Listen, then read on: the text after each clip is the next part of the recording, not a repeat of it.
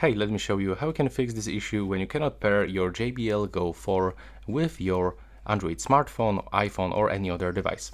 So first of all, I can highly recommend you to power off your speaker by using this power button. So you can click on it once, but if it doesn't work, you can click and hold for 2 seconds. Next, you will have to go back from the Bluetooth settings on your device and simply turn off the Bluetooth.